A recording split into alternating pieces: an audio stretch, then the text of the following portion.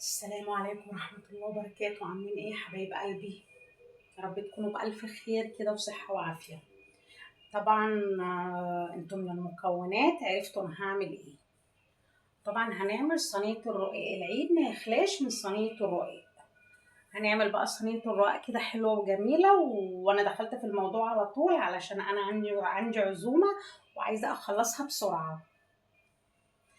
فبصوا بقى يا حبايبي، اللحمة المفرومة اللي جهزناها مع بعض. شفتوا الحاجة لما بتبقى سهلة وجميلة وتطلعوها كده بكل بساطة من الفريزر. بصوا انا طلعت الكيس اهو اللي احنا فرزناها مع بعض اهو.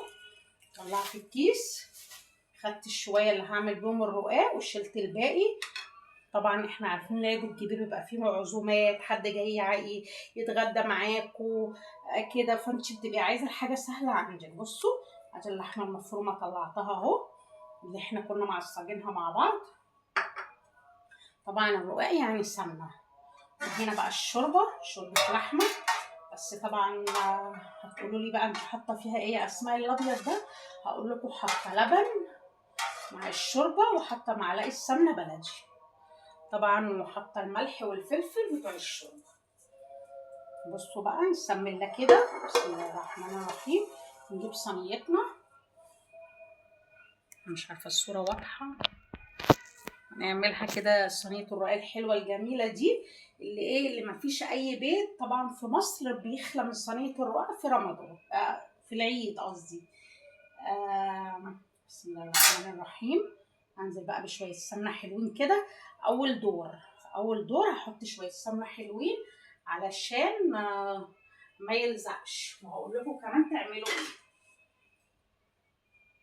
هو الرقاق السنة دي مش حلوة قوي، يعني أنا كنت عاملة واحدة أول يوم بس طلعت مش يعني ناشف، أو مش عارفة، ولا الناس خلصت كل حاجة بسرعة وأنا اللي جبته متأخر. بصوا السمنة لازم بصوا بقى السمنة لازم الصينية كده تبقى كلها سمنة.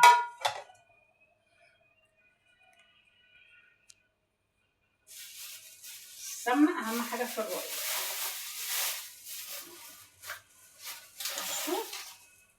طبعا زي ما احنا عارفين في رقاق طري وفي رقاق ناشف. انا الرقاق الطري ده انا ماليش فيه يعني، حتى بصراحه والله ما اعرفش بيتعمل ازاي.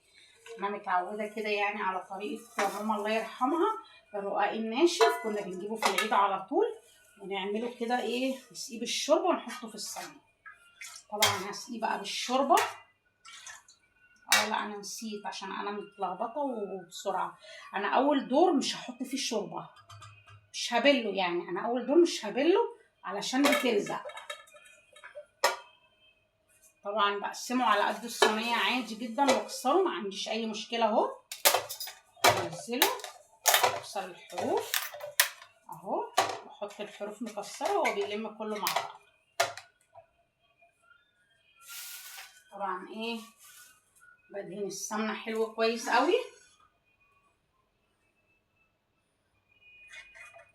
احط بقى السمنه عشان السمنه هي اللي بتطريه طبعا، بتدي طراوه، واحنا عارفين ان الرقاق لازم سمنه. بصوا يا حبايبي، ادهنه سمنه كويس قوي. وهحط بقى عامله كل اللي دور، هحط بقى ايه 4 فوق و4 تحت كفايه، لان الرقاق ده ايه طبعا تخين شويه اهو. بص برضو هعمل له بقى الشوربه، ابدا بقى اعمل له الشوربه واللبن. الشوربه لازم تكون سخنه. طبعا حط لها الملح والفلفل. اللبن بقى بيطريه بصراحه قوي وبيخليه عامل زي الفطير كده وبيبقى طعمه حلو. انا بحب يعني احط لبن مع شويه الشوربه، خليه حلو جدا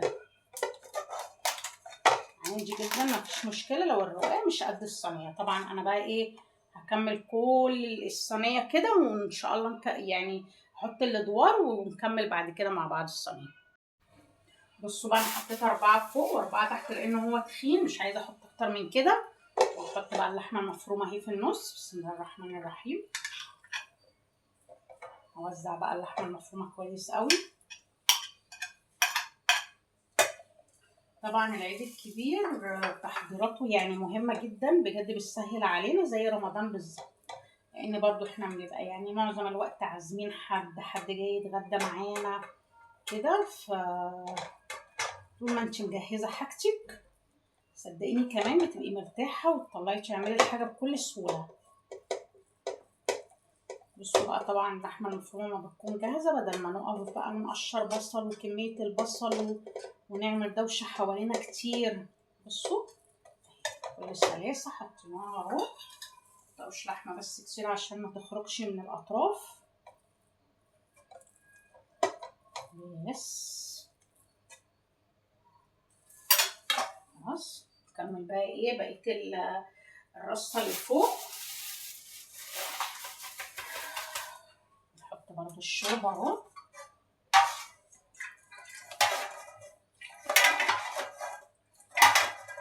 طبعا الرقاق من الحاجات الحلوة الجميلة، وفي ناس بتحب تعمل الجلاش، بس طبعا الرقاق هو اللي بيبقى مناسب مع المشويات، اللحوم، الريش، الحاجات دي الرقاق بيبقى حلو وجميل جدا اهو.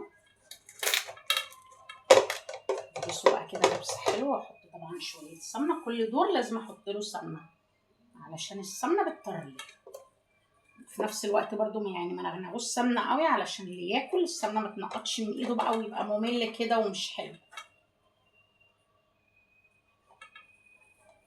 خلاص برضو هكمل ايه الادوار، هحط 2 3 وادي اسهل صينيه رقاق ما خدتش معانا اي وقت. بصوا بقى طبعا اتعملت من تحت، هنقلبها بقى مع بعض.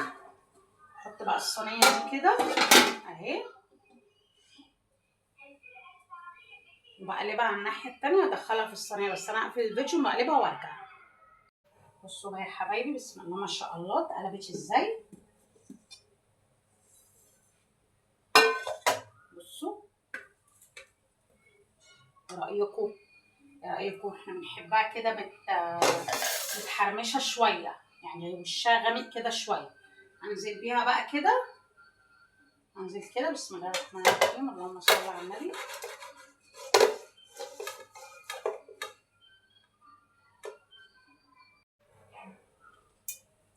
بصوا هاخدها بقى كده اهي، هكمل سواها على البوتاجاز وهغطيها شويه، طعمها جميل جدا بجد.